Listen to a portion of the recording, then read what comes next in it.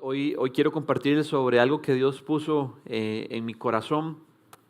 Patiño me había sugerido un tema y yo le dije que no quería hablar de eso, que no sentía que por ahí iba la cosa.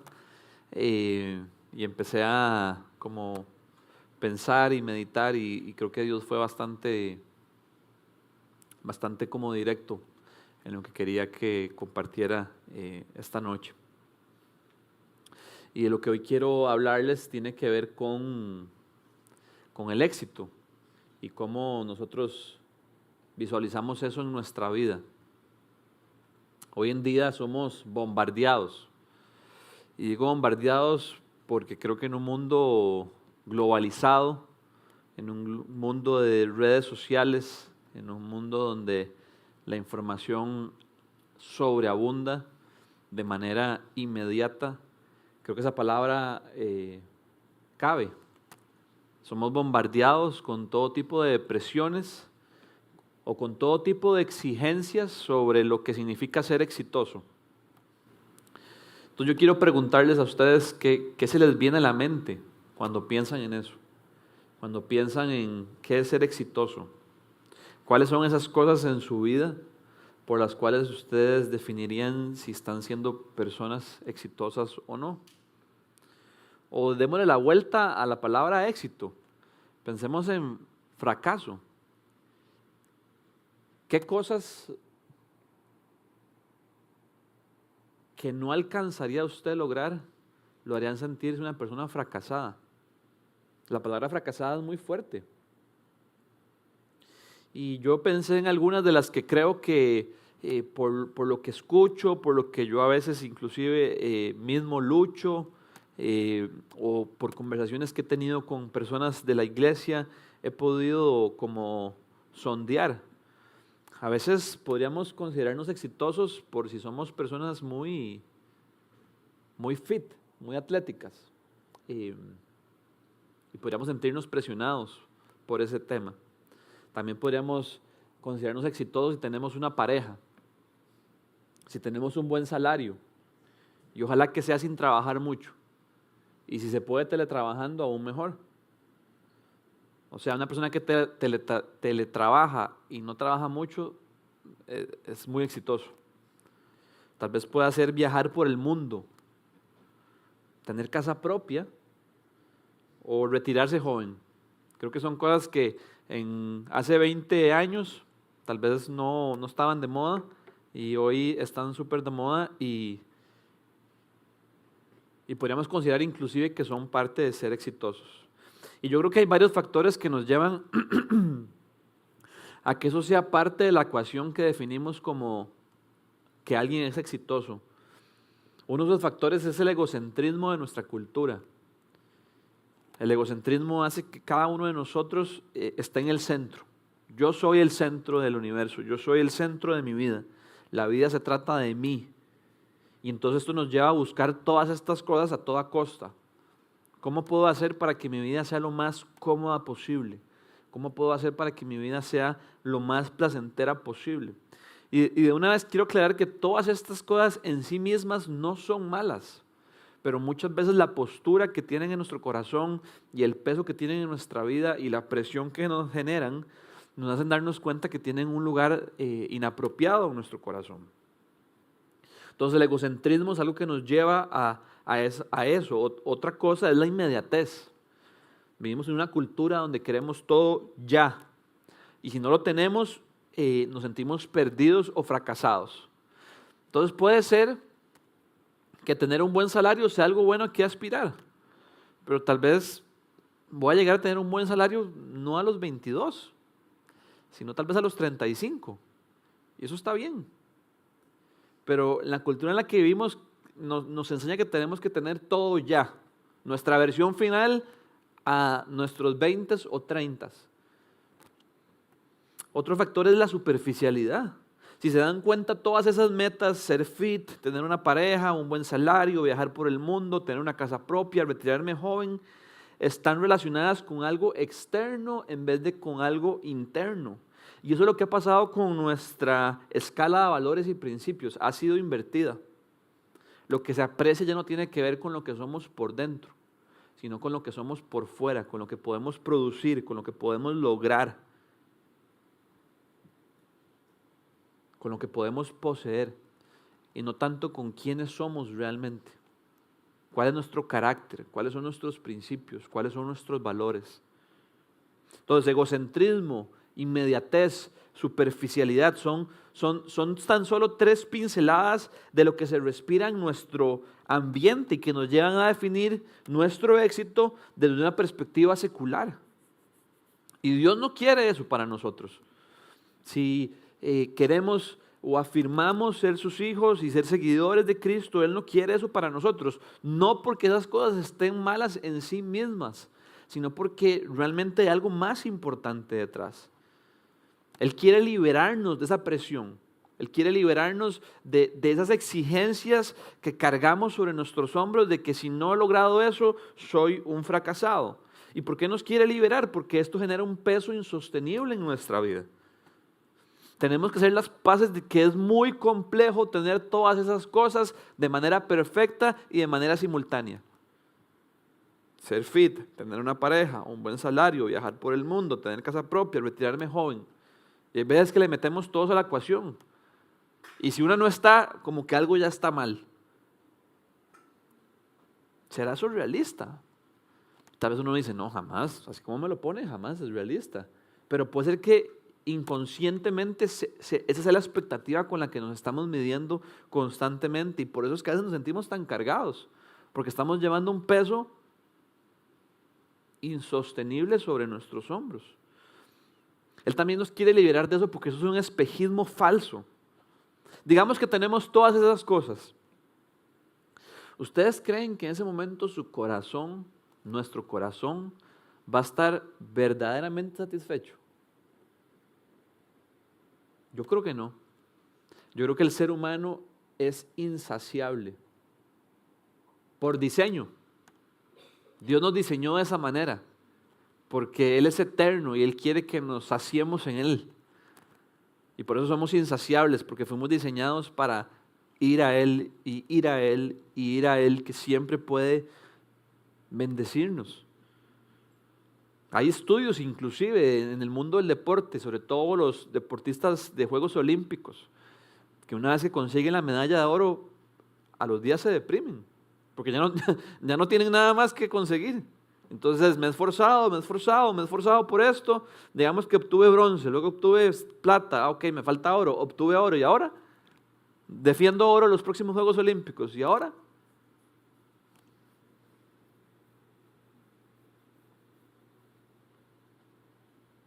entonces Dios quiere otra cosa, y lo que Dios quiere es que sea su palabra y su Hijo, Jesucristo, los que nos modelen el verdadero propósito de nuestra vida. Hace poco mi esposa me enseñó una publicación que se topó en las redes sociales y me lo compartió y me pareció muy atinada. Y dice lo siguiente, dice, muchos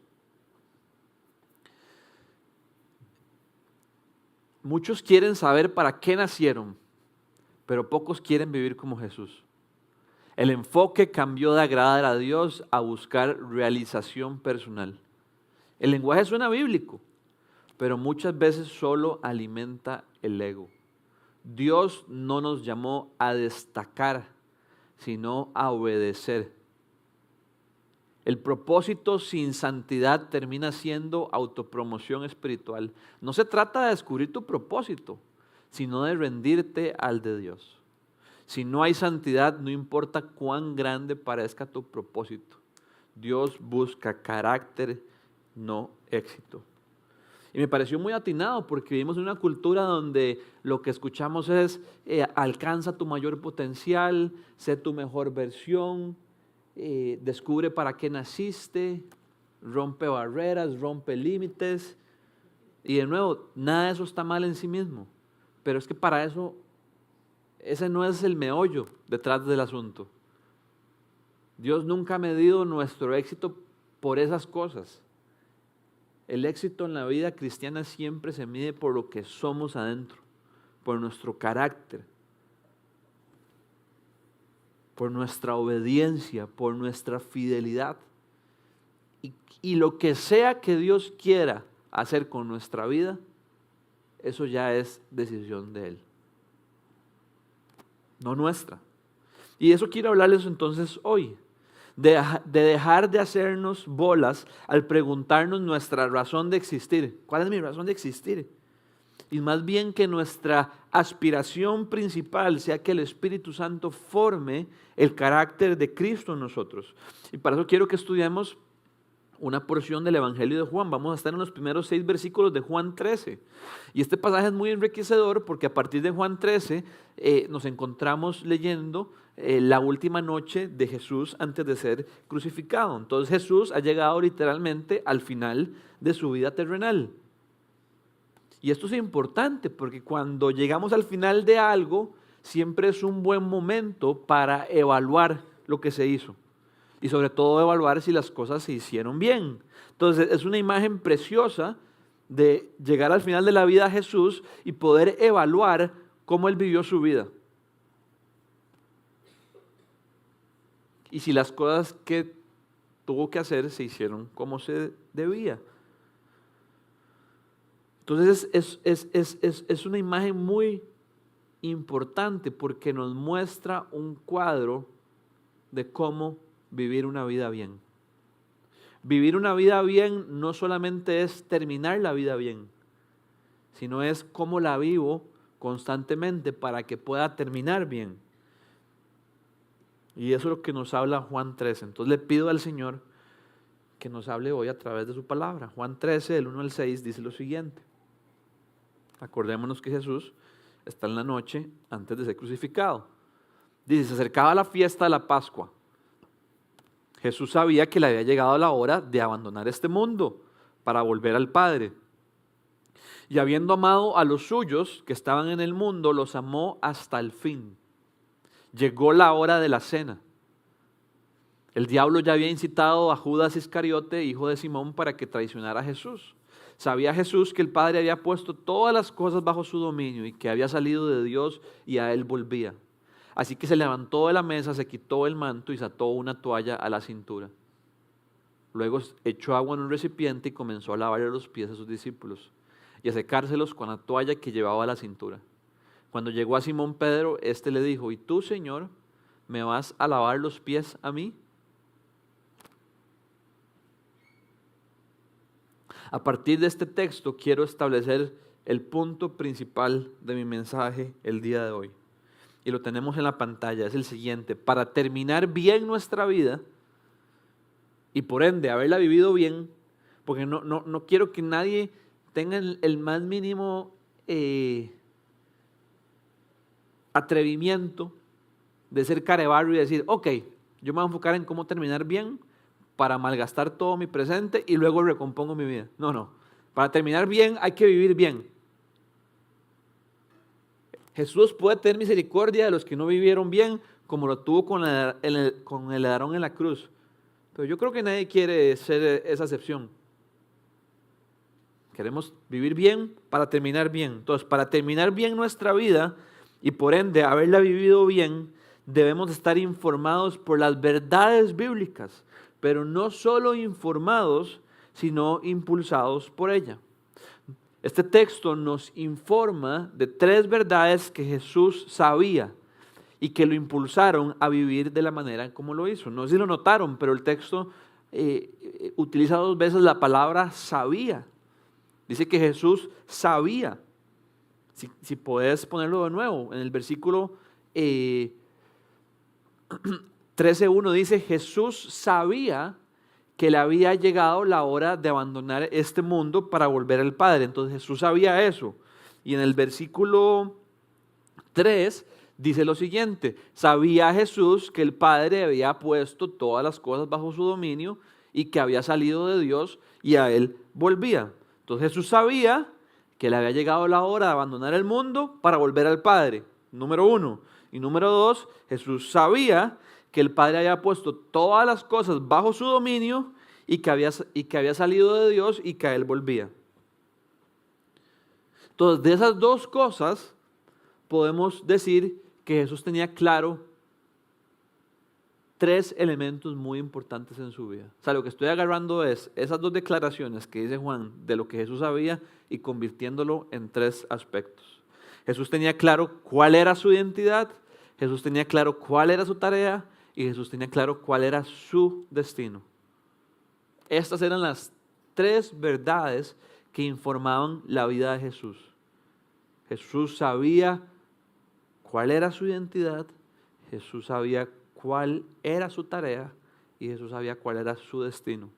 Y vamos a irlas viendo, pero yo quiero aprovechar de una vez y preguntarles, ¿tiene respuesta usted para esas preguntas en su vida? Por eso es que digo que para vivir una vida, que para terminar bien la vida y por ende haber vivido una buena vida, tenemos que estar informados por la Escritura. Porque si no es la Escritura la que nos informa, alguien más nos la va a informar. No podemos decir, no, nadie me va a informar. No, alguien te está informando. Alguien te está formando tu cosmovisión. Y lo que yo quiero, y la invitación de Dios para todos nosotros, es que sea su palabra la que nos informe qué es vivir bien la vida. Saber cuál es nuestra identidad, cuál es nuestra tarea, cuál es nuestro destino. Si informó la vida de Jesús, debería informar la nuestra. Entonces, empecemos con la identidad. Jesús sabía que el Padre había puesto todas las cosas bajo su dominio.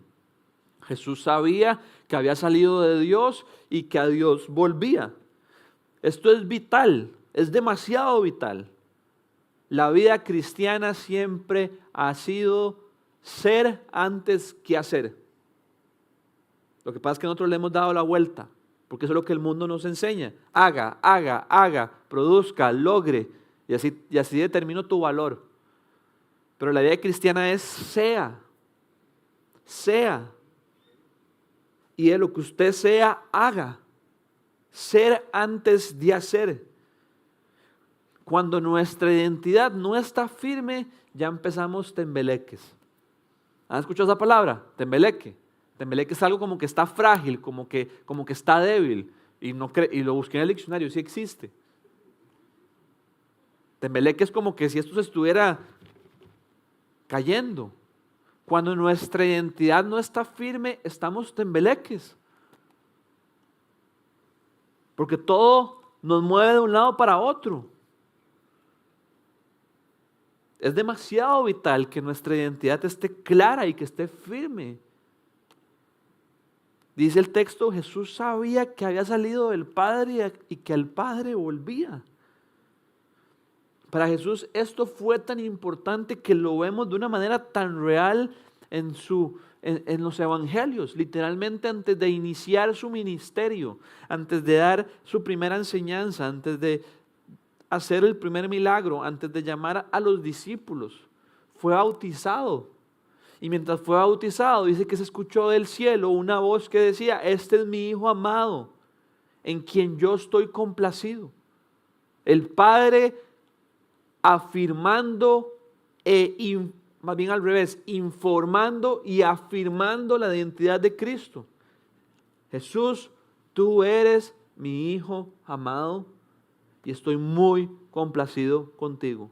Y te lo estoy diciendo antes de que muevas un dedo. Para que entiendas de que lo que yo pienso de vos es por lo que vos sos y no por lo que vos haces. No has hecho nada en el sentido de que su ministerio oficialmente no había arrancado. Sos mi hijo amado. Estoy muy complacido con vos. Interesantemente, después de ser bautizado, fue llevado al desierto y ahí sí empezó su ministerio. Al ser tentado por el diablo 40 días y 40 noches, siendo un paralelo demasiado marcado con el pueblo de Israel que vagó en el desierto 40 años y que también fue tentado, pero a diferencia de Jesús fracasó. Y Jesús fue tentado 40 días y 40 noches, pero resistió la tentación y resistió al enemigo. Pero el diablo, ¿qué le decía? Si tú eres el Hijo de Dios, dile a estas piedras que se conviertan en pan. Si tú eres el Hijo de Dios, tírate de aquí. y el Padre enviará ángeles para sostenerte. Jesús acababa de escuchar: tú eres mi hijo muy amado en quien estoy complacido.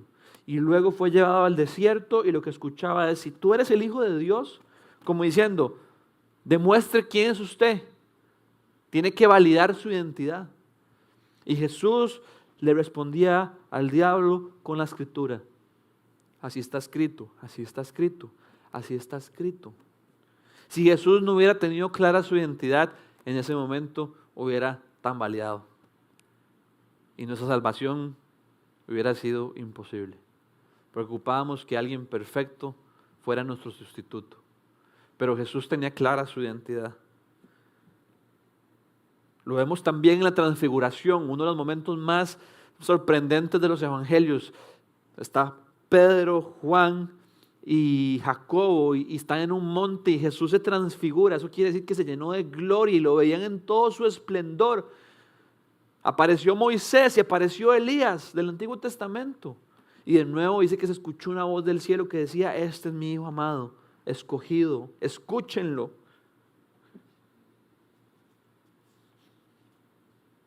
Jesús tenía clara su identidad. Y yo quiero que nos preguntemos: ¿sabemos nosotros quiénes somos? ¿Lo tenemos presente en nuestro día a día?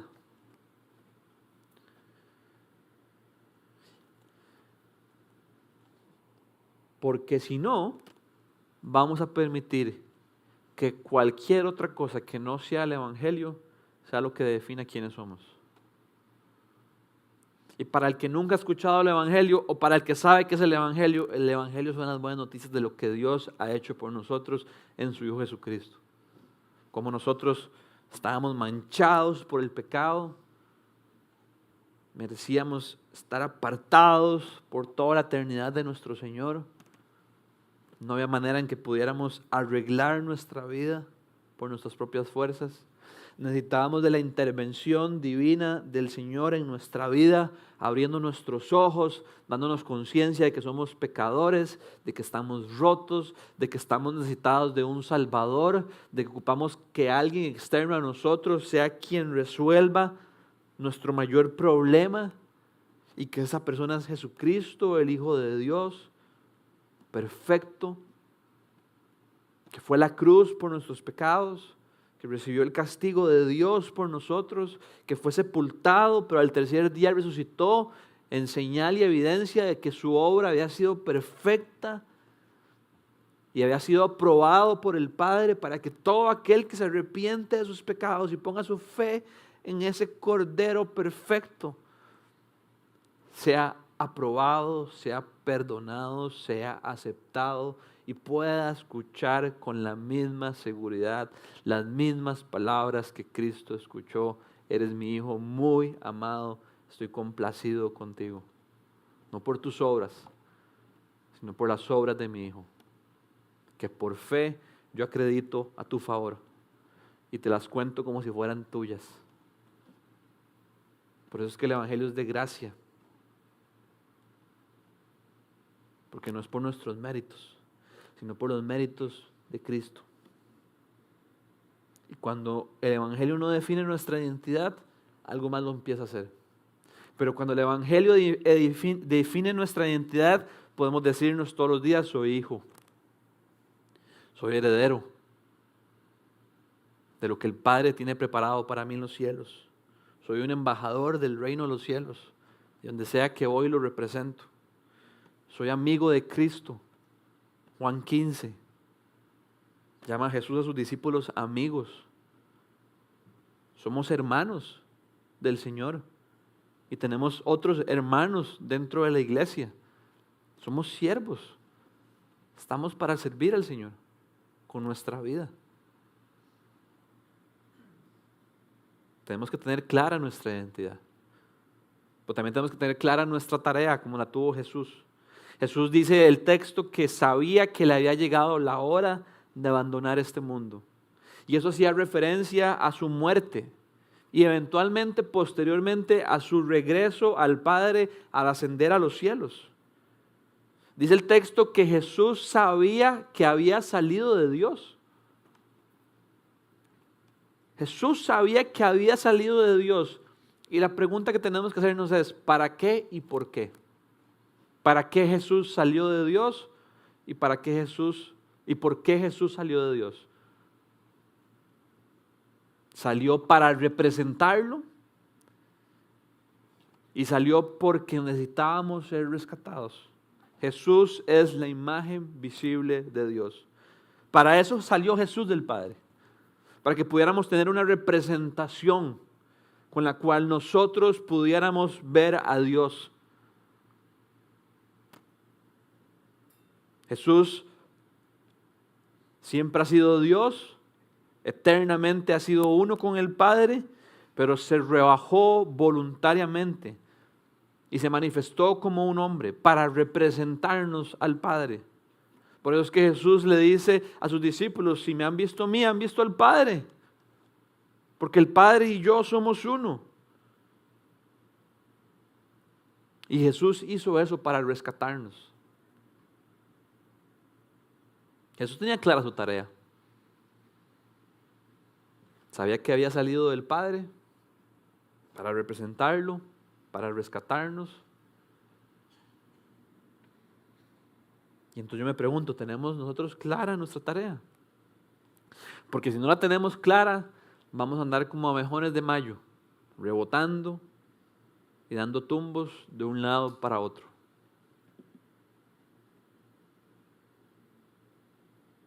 ¿Sabe usted cuál es su tarea en esta vida? ¿La tiene clara en su día a día? ¿Qué pasa cuando usted no tiene clara su tarea? Todo lo urgente va a tomar el lugar de lo prioritario. Yo lo vivo en mi día. A mí mis días no me alcanzan. Mis horas no me alcanzan. Voy a almorzar a las 4 de la tarde. Constantemente escucho mensajes o personas que me dicen, siempre estás tarde. No me estoy quejando ni que me digan pobrecito. Y en medio de todo eso yo he dicho, pucha, ¿cómo puedo hacer para administrar mejor mi tiempo? Y a veces me carga. Pero si tuviera clara mi tarea, no me importaría o no debería importarme si hay ciertas cosas que no puedo atender cuando la gente quiere que las atienda. Si yo estoy consciente de que estoy atendiendo lo prioritario. Pero si yo no sé cuál es mi tarea, lo urgente va a llegar y es lo primero que uno va a tomar.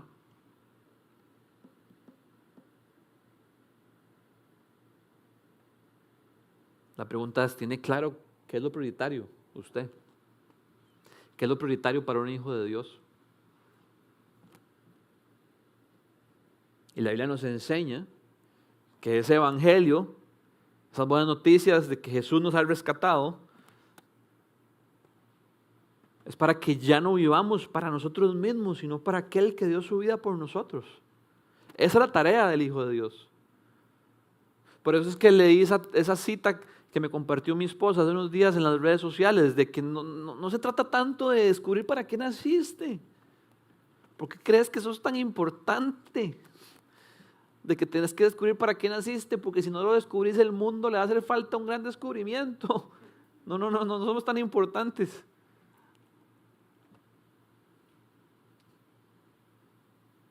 Lo que sí es importante es entender que alguien nos compró, que alguien nos rescató y que vivimos entonces para Él.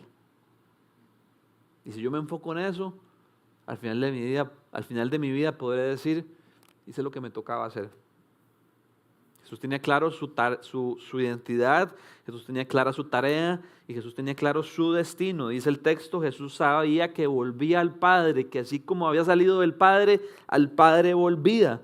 Y esto nos habla de que Jesús siempre tuvo en mente la meta final. De hecho, el autor de Hebreos nos dice en Hebreos capítulo 12 que por el gozo que le esperaba, Jesús soportó la cruz menospreciando la vergüenza que ésta significaba y que ahora está sentado a la derecha del trono de Dios. Por el gozo que le esperaba, Jesús siempre tuvo claro el gozo que le esperaba. Y por el gozo que le esperaba, pudo soportar la cruz y la vergüenza que ella significaba. Y no solamente la vergüenza, sino el castigo, la desdicha, la maldición de cargar con los pecados de aquellos que iban a ser salvos.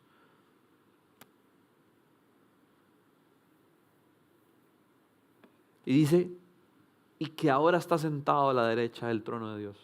Por el gozo que le esperaba, Jesús se imaginaba ese volver al Padre, del Padre salí, al Padre vuelvo. No creo que la recompensa era tanto estar sentado en el trono. La recompensa era estar con el Padre.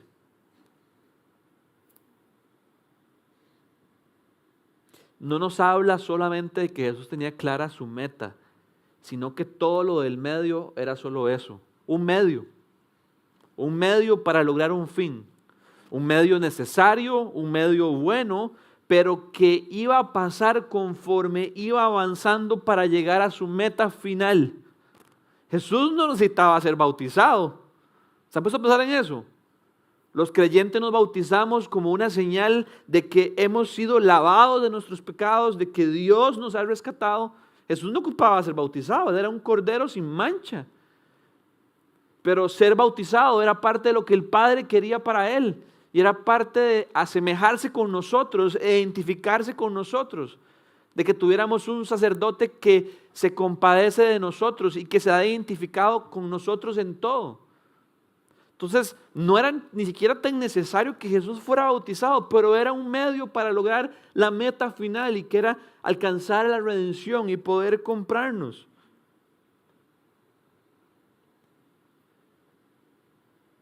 Jesús tenía claro su destino. Y esto es importante, porque si nosotros no tenemos nuestra mirada puesta en la eternidad con nuestro Señor, va a ser muy difícil que este mundo se sienta pasajero y que lo que este mundo nos ofrece no es la gran cosa, no es tan importante.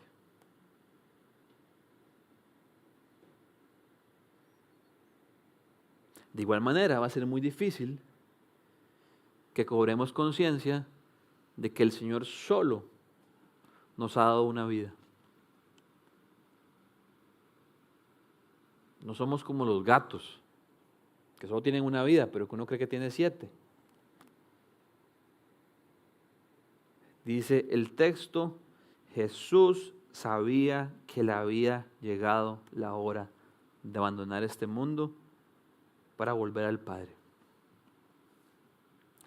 Le pregunto y me pregunto, ¿vive usted su vida consciente de que esa hora le va a llegar?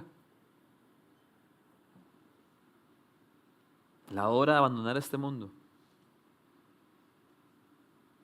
Y que se ha puesto su fe en Cristo, hay buenas noticias, vamos a volver al Padre.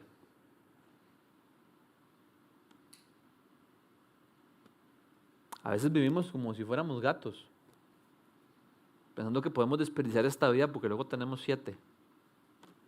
Pero solo tenemos una vida. Y por eso es que es muy importante tener nuestro destino en mente, porque no solamente nos recuerda lo que nos espera, sino que al mismo tiempo nos informa que lo que tenemos ahorita es pasajero y se va a acabar. Y cuando yo estoy consciente de que se va a acabar, vivimos diferente.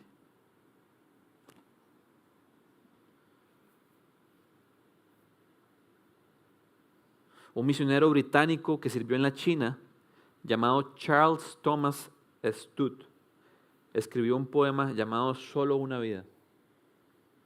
Y quiero compartirles los primeros versos que dicen lo siguiente. 2 breves versos escuché un día, viajando por el ajetreo de la vida, llevando convicción a mi corazón y de mi mente no se apartaban. Esos son los 2 versos. Solo una vida pronto pasará, solo lo hecho por Cristo perdurará. ¿Será que estamos conscientes de eso? que solo una vida tenemos y que pronto va a pasar, muy pronto, y que solo lo que hayamos hecho por Cristo va a perdurar. Todo lo demás se lo va a llevar el viento. Todos nuestros logros se van a esfumar como arena entre nuestros dedos, pero solo lo que hayamos hecho por Cristo va a perdurar. Entonces yo le pregunto y me pregunto, ¿sabe usted cuál es su destino? ¿Lo tiene presente en su día a día? Si no, todo lo que este mundo nos ofrece va a ser, póngale la firma, 1000 veces más prometedor. Ser fit, tener una pareja, tener un buen salario, retirarse joven, tener una casa propia, viajar por el mundo. De fijo se ve 1000 veces más prometedor. Si Dios me lo quiere conceder porque tuvo para bien eso, genial. ¿Usted cree que la gente que no logra eso es gente fracasada?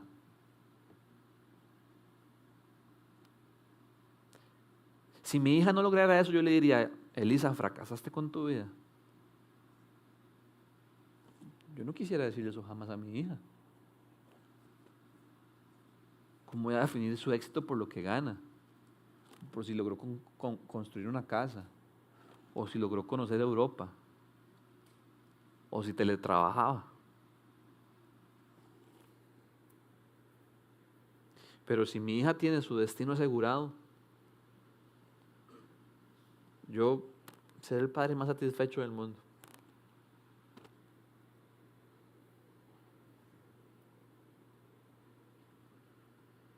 Es importante no solamente porque si no estamos conscientes de nuestro destino, lo que este mundo nos ofrece va a ser 1000 veces más prometedor, sino porque en el Evangelio somos recordados que si solo tuviéramos un día para estar cara a cara con el Señor, eso sería 1000 veces mejor que miles de años en esta tierra lejos de Él. Por eso es que Jesús soportó con gozo la cruz, porque sabía lo que Él esperaba, y era estar con el Padre.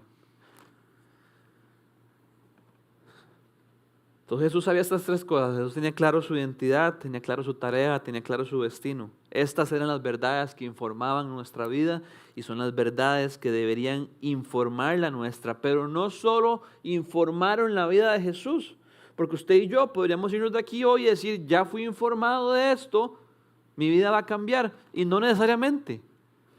Porque lo que necesitamos es que estas verdades no solamente nos informen, sino que nos impulsen a ser guiados y a vivir por ellas. Y estas verdades que informaban a Jesús lo impulsaron a vivir de cierta manera. Y en el texto al menos yo veo dos maneras en las que Jesús vivió. Dice en el versículo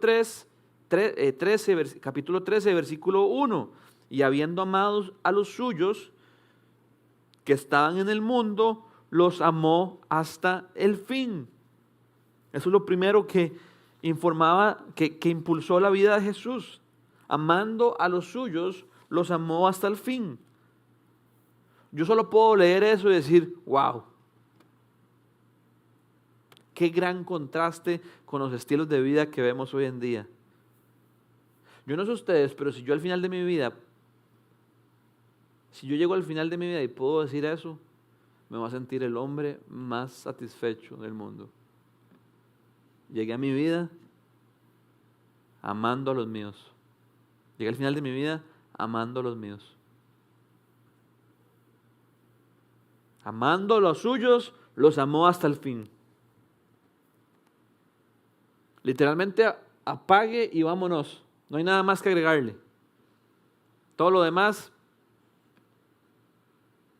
es neblina, cortinas de humo, espejismos falsos. Esa pequeña frase está cargada de poder. Amando a los suyos, los amó hasta el final. Amando a los suyos, eso quiere decir que en Jesús el amor no era tanto algo de actos concretos, como hice esto y entonces los amé. sino que el amor era parte de su vida, de su estilo de vida. Amando. Eso es un verbo continuo, es una acción que se ejecuta y se sigue ejecutando. Amando. Toda su vida fue de amor hacia los suyos. Su amor fue continuo. Cuando enseñaba, amaba. Cuando hacía milagros, amaba. Cuando tenía paciencia, amaba. Cuando era rechazado, amaba. Cuando confrontaba, amaba. Cuando servía, amaba. Cuando se entregó en la cruz, amaba. Cuando resucitó, amaba. Amando a los suyos. Jesús lo que hizo fue amar. Pero para amar a los suyos, tuvo que primero amar a su Padre. Ese siempre ha sido el orden. Amar a Dios por sobre todas las cosas, con toda nuestra mente, con todo nuestro corazón, con todas nuestras fuerzas, con todo lo que somos. Y amar al prójimo como a nosotros mismos. Siempre ha sido primero vertical para que luego se pueda expandir horizontalmente.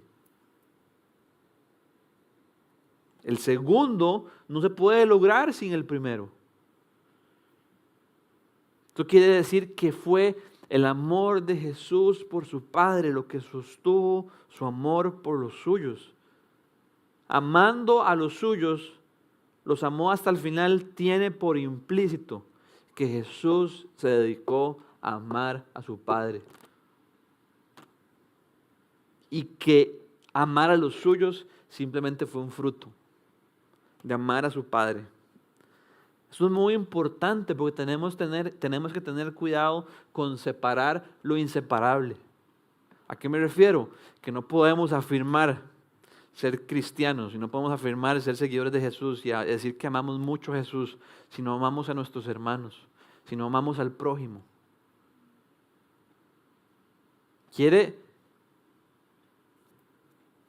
¿Queremos medir cuánto amamos a Dios? Evaluemos nuestro amor por los demás. Amando a los suyos, los amó hasta el final. Amando a los suyos.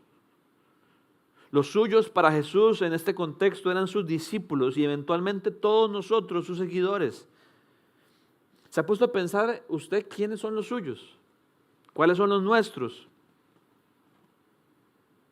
A veces somos tan bombardeados por todo lo que no tenemos que perdemos de vista lo que el Señor sí nos ha dado. Jesús llamó a unos los suyos y Él se enfocó y entregó su vida por ellos. Yo tengo que tener claro cuáles son los míos, porque si no los tengo claros voy a andarlos buscando por todo lado cuando el Señor ya nos dio algo. No sé cómo será en su caso. En mi caso los míos es mi relación con Dios. Eso es lo primero que Él me ha dado, mi mayor tesoro. Mi familia y mi ministerio. Luego eso es lo que el Señor me ha confiado. Ese es mi metro cuadrado. Y si me enfoco en eso, estoy seguro que para el Señor voy a ser más exitoso que si persigo todo aquello que Él no me ha dado. Jesús amó a los suyos y los amó hasta el final. Los amó hasta el final. Qué ejemplo de perseverancia, qué ejemplo de dedicación, qué ejemplo de entrega, qué ejemplo de constancia. Ahí estaba incluido Judas, quien lo iba a traicionar. Ahí estaba incluido Pedro, que tan solo unos instantes después lo iba a negar. En el momento de su crucifixión, todos lo abandonaron. Pero Él amó a los suyos y los amó hasta el final.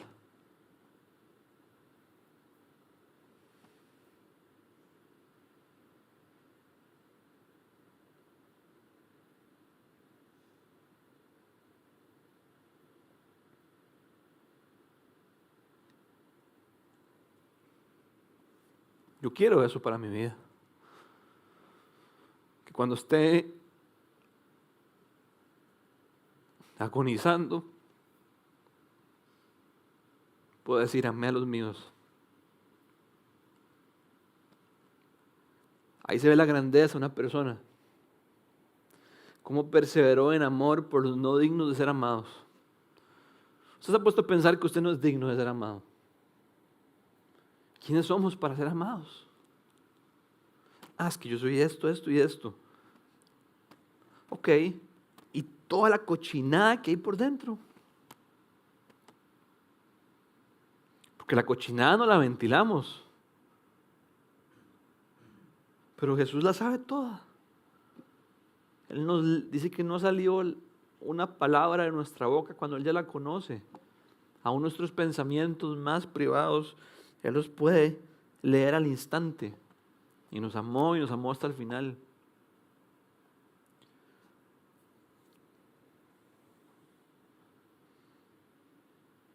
Por eso es que cuando un matrimonio persevera es precioso. Porque uno se sabe todos sus rollos, todos sus defectos, todas sus carencias, todas sus falencias.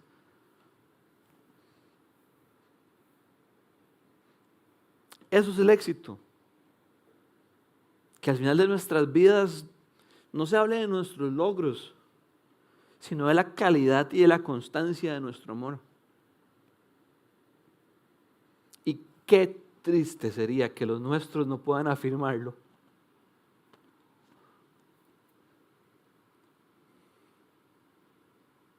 Eso es fracasar en la vida. Llegar al final de nuestra vida y que los nuestros digan, yo no puedo afirmar eso a esa persona.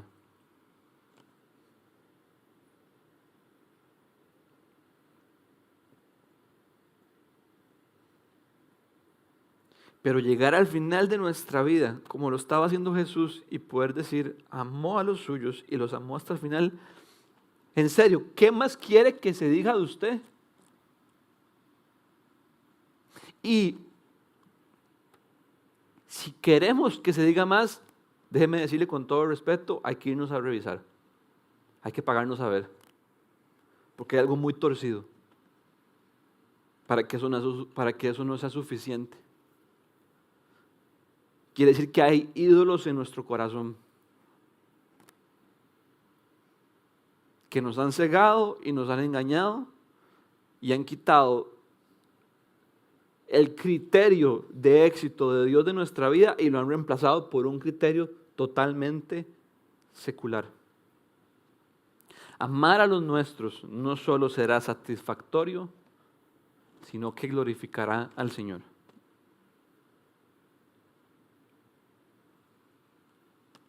Jesús sabía su identidad, sabía su tarea y sabía su destino.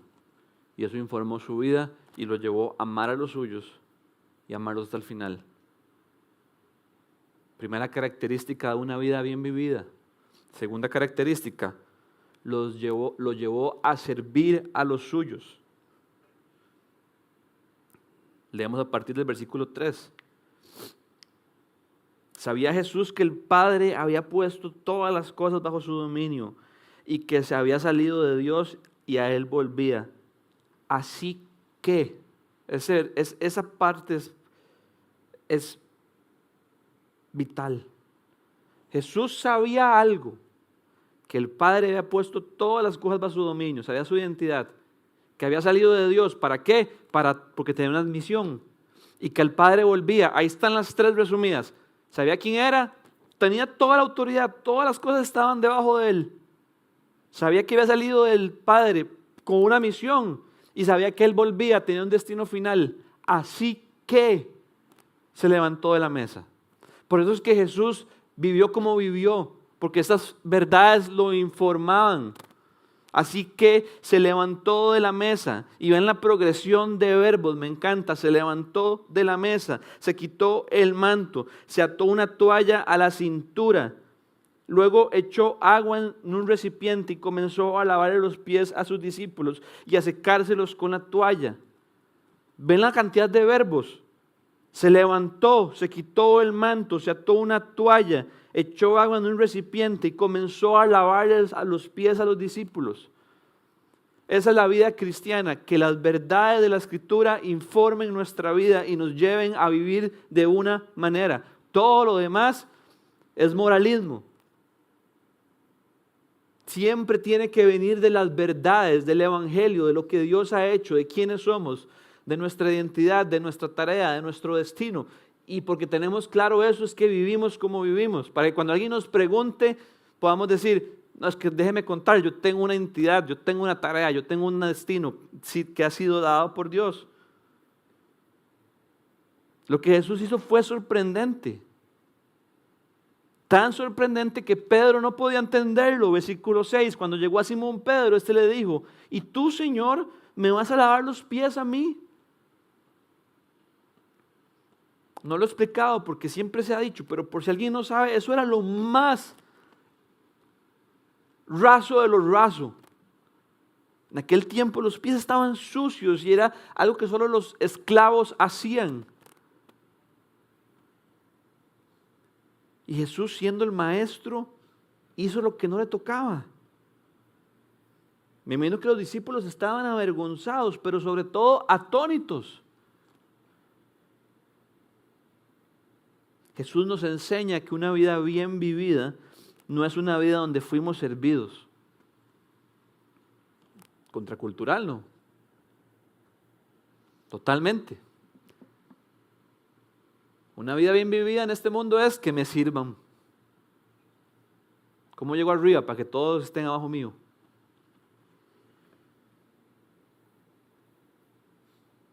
Nos enseña lo contrario, una vida bien vivida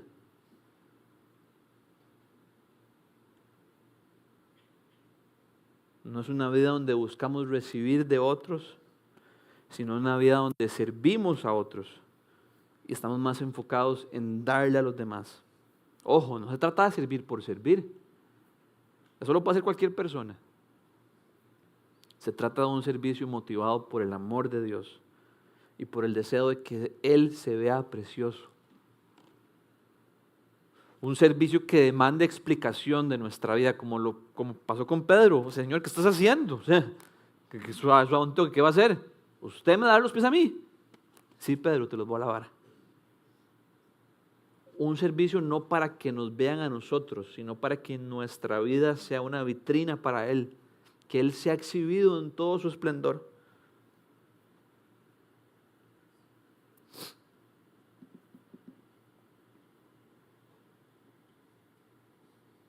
Y ven qué interesante, si nos adelantamos un poquito en el texto, versículo 12 al 17, dice lo siguiente.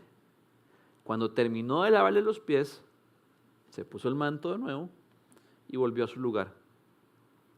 Entonces les dijo, ¿entienden lo que he hecho con ustedes? Ustedes me llaman maestro y señor, y dicen bien, porque lo soy. Pues si yo, el Señor y el Maestro, les he lavado los pies, también ustedes deben lavarse los pies los unos a los otros. Les he puesto el ejemplo para que hagan lo mismo que yo he hecho con ustedes. Ciertamente les aseguro que ningún siervo es más que su amo, y ningún mensajero es más que el que lo envió. ¿Entienden esto? Dichosos serán si lo ponen en práctica. Jesús nos dice que Él hizo eso para dejarnos el ejemplo,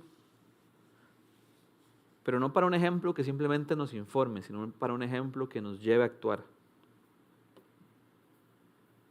Y luego nos dice, les aseguro que ningún siervo es más que su amo. ¿Y quién era el amo? Jesús. Lo que eso quiere decir, ningún siervo es más que su amo, es que no podemos, es incongruente decir que estamos siguiendo a Cristo y que lo queremos es seguirlo a Él y pensar que nuestra vida se va a ver diferente a la de Él. Por eso es que Jesús a veces dice, dichosos cuando los persiguen, porque a mí me persiguieron. ¿Cuál es la meta de un siervo? Llegar a ser como su maestro. Entonces tenemos que a veces hacer un examen de conciencia y decir, ¿estoy consciente de lo que me apunté? ¿Me apunté en la lista correcta o será que me equivoqué? Porque si me apunté en la lista de mi reconocimiento, mi comodidad, mi placer, mis deseos, creo que nos apuntamos en una lista incorrecta.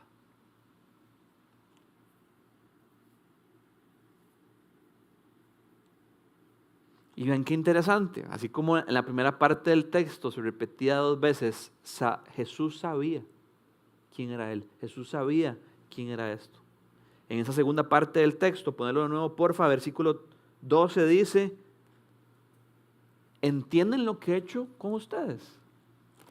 Y luego versículo 17, ¿entienden esto? Al principio se repite lo que Jesús sabía y al final se repite, discípulos, ¿lo entienden? ¿Entienden esto? Muchas veces cuando uno está contando algo, uno dice, ¿me entendiste? Y a veces eso es como una falta de respeto, porque debería mejor decir, me expliqué. Estoy diciendo, como si no me entendió, el problema es usted. Y a veces uno es, sobre todo yo, que me trabo cuando hablo, el problema soy yo. Entonces uno debería mejor decir, me expliqué. Pero Jesús aquí no está diciendo me expliqué, está diciendo, ¿me entienden? ¿Entienden esto? ¿Por qué? Porque Jesús no estaba explicando nada complejo. Lo que Jesús estaba explicando era cristalino como el agua. Pero Jesús ocupaba determinar si sus discípulos lo estaban entendiendo. Y yo quiero preguntarles lo que el texto nos pregunta hoy. ¿Lo estamos entendiendo? ¿Lo hemos entendido? ¿Hemos entendido qué es vivir una vida bien vivida? ¿Hemos entendido qué es el éxito desde el punto de vista bíblico?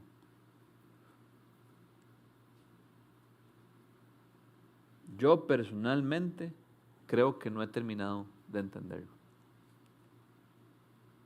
Y creo que todos los días necesito levantarme y pedirle ayuda al Señor y al Espíritu Santo para que refresque mi mente, refresque mi corazón y decirle, Padre, ayúdame a entender esto. Que ningún siervo es más que su amo.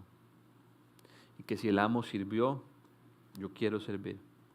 Y que si el amo amó, yo quiero amar.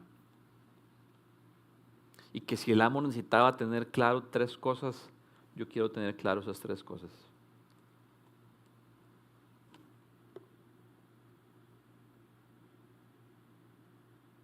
Y repetir eso, día con día. Y si para usted eso es una vida ordinaria y rutinaria, poco llamativa, poco prometedora, déjeme decirle 2 cosas.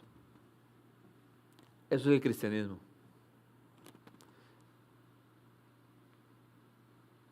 Tres cosas voy a decirle. Número 1, eso es el cristianismo.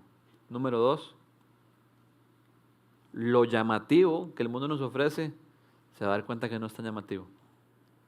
Y número 3, podrá ser rutinaria y ordinaria y poco atractiva por mucho tiempo. Pero al final de su vida, usted va a decir, no me embarqué. Pude llegar al final de mi vida y decir, amé a los míos y los amé hasta el final.